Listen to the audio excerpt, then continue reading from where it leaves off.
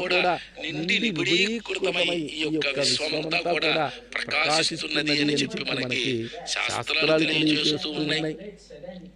అటువంటి స్వామి పట్ల మనం ఎంత భక్తి ప్రపత్తులను నెరపితే అంతటి ఫలితాలు, అంతటి దివ్యానుభూతి, ఆనందము మనకి తప్పక లభిస్తుంది.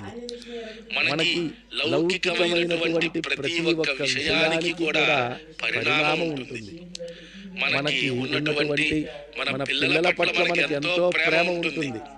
మనకు కావలసినటువంటి వస్తువుల పట్ల మనకి ఎంతో ప్రేమ ఉంటుంది. ఆనందంగా ఇల్లు కట్టుకుంటాం. ఆనందంగా పిల్లలు చక్కగా చదువుతుంటే, పిల్లలు చక్కగా పాడుతుంటే సంతోషిస్తాం.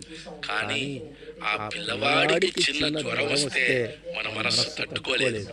మన ఇల్లు ఏదైనా దెబ్బతింటే మనకి చాలా బాధ కలుగుతుంది. కానీ ఆ పరిణామము తప్పదు. ప్రతి ఒక్క మనిషి ఏది తనకి అత్యంత సంతోషాన్ని ఇస్తుందో, ఏది తనకి అత్యంత ఆనందాన్ని కలగజేస్తుందో దానిని లోపము చెందినప్పుడు, అది వారికి దక్కనప్పుడు బాధ కూడా దాని వల్లే కలుగుతుంది. మరి శాశ్వతమైన ఆనందాన్ని ఇవ్వగలిగినటువంటి, శాశ్వతమైన సంతోషాన్ని ఇవ్వగలిగినటువంటి, అనిర్వచనీయమైనటువంటి అనుభవాన్ని అందజేయగలిగినటువంటి తత్వం ఏదైనా ఈ సృష్టిలో ఉన్నది అంటే అది పరమాత్మ తత్వమే.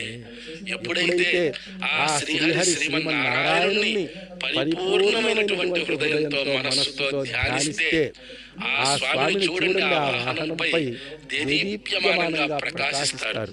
ఆ మలయప్ప స్వామిని చూస్తూ ఉంటే ఆ పుష్పమాలాలంకృతులై నవరత్న ఖచిత వజ్రాభరణములు ధరించుకున్న వారై భక్తులను అనుగ్రహించడానికి సిద్ధంగా ఉన్నటువంటి స్వామిగా మనం ఎప్పుడైతే మన నిండు మనస్సుతో, శరణాగతి బుద్ధితో ఆ స్వామిని దర్శిస్తామో అప్పుడు తప్పక మనకి కలిగేటువంటి దివ్యానుభూతి ఏదైతే ఉంటుందో అదే అనిర్వచనీయము. ఆ స్వామి పట్ల మనం చేసేటువంటి శరణాగతి మాత్రమే మనల్ని ఆ దివ్యానుభూతికి లోను చేసే విధంగా చేయగలవు అని చెప్పి పూర్వీకులు, పెద్దలు, ఎంతో మంది మహామునులు మనకి వారి యొక్క కృప ఈ రోజు మనం చక్కగా ఆ రకమైనటువంటి స్వామిని ఈ రకంగా